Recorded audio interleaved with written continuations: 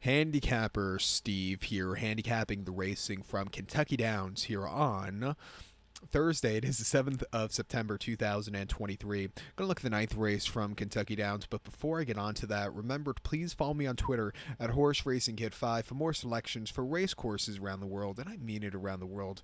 Join me this upcoming Saturday for my Kentucky Downs preview. Some excellent racing with the Kentucky Turf Cup and all the other stakes races, so check out that stakes preview. And also my stakes preview for the Colonial Downs card on Saturday with the Virginia Derby. That looks like it's going to be an exciting race, so check that out. But let's look at the ninth from Kentucky Downs, which is a good one. It is the One Dreamer Stakes, going for a purse of $500,000. But if you're not Kentucky bred, it's for $250,000. Race for fillies, mares, 3-year-olds and upwards, which have not won a sweepstakes in 2023.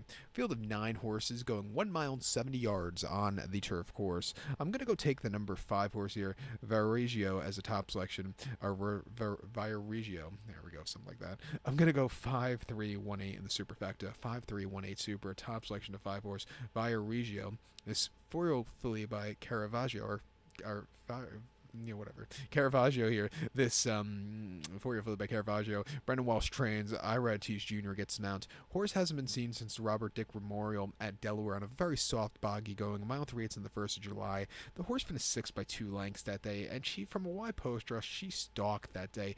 And I don't know if she liked the going. She just was a little bit flat that day. I thought she was crying out for more trip, but, she ran her heart out that day. In the future, I'd like to see her a little bit getting the longer trip again, but on faster ground. That boggy stuff got to her. They went 118 to 3/4. That's geriatric, not even pedestrian pace. That's an old lady pace of a geriatric pace of 118 to 3/4. So, put it next to that race. She ran terrifically, I thought, in the Gamely at Santino, mile 8th, 29th of May. She finished 4th by 2 3/4 lengths that day. She stalked all the way around the race course. She had a little bit of turn of foot. If she had a little bit more ground, she would really made the race interesting late. But, she ran her heart out that day. And then first start stateside, first off bench at Keeneland, a mile 16th in a lounge race, 99,000. Went by a neck that day from a tracking trip. It took her a little bit of time to get going, but when she got the job done, she went away with it. An 8-9 by her stateside, not a bad race for her there. Her most recent race in Ireland was at the Curragh last August, a mile and 8th in the Group 3 Snow Ferry Stakes, where she won by 2.5 lengths that day, and she sat a little bit closer than she normally does here in the States. And when she got into the lead in the lane, she got up the hill well. It was an all-around easy race for her there. And then a Killarney, a mile in the Karen Rose Stakes, just basically a listed stakes. She finished 5th by 1/4 lengths that day, and she kind of hit the wall late. She was flying on the front end over that course, and then they took the horse to run in a listed race at Longchamp on soft ground over the mile and a quarter. She finished 3rd by 3.5 lengths. The winner, Recollet, is a decent horse who beat her and was an next star winner. This horse was on the lead and then got overtaken by just an incredible filly that day.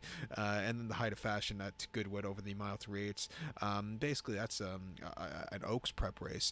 She finished 3rd by 8.25 lengths that day, and she just had a wide trip and never really got into it. But refreshing here to this quirky course, I think she could get a good trip to win.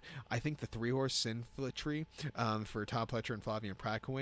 Most recent, the Kentucky Preview Lady Turf Mile over the mile at Ellis. She finished 3rd by length that day, and she just kind of stalked that day. A little bit of trouble in the lane, but she got around the race course okay. She won on the 1st of July at Ellis quite nicely, going a mile 16th in optional 80. Won by 1.5 lengths from a wide trip. She really took off clear there.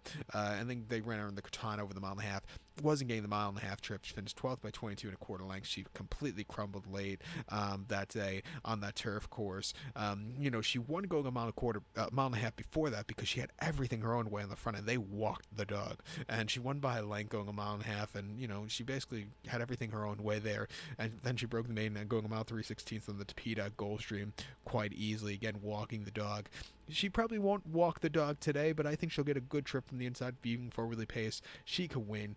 Even the 1-horse Jubilee Bridge at a price of 10-1 for Michael Sidham and Javier Castellano is running quite good in the Mid-Atlantic the last 2 starts. Won a Delaware 2-back with a nice 77 bar. Came back to win with an 83 bar Colonial, going a mile 16th on their lawn, winning by 2 lengths. Coming here is a little bit step up in class, but the bars have been quite nicely improving with every single race.